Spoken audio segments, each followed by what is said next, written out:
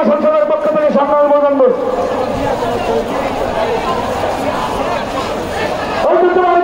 বিশ্ববিদ্যালয় চট্টগ্রামের বিপ্লবী সভাপতি আসাদুজ্জামান আসলাম, সংগ্রামী সাধারণ সম্পাদক সুজন মোল্লার নেতৃত্বে একটি বিশাল মিছিল রয়েছে।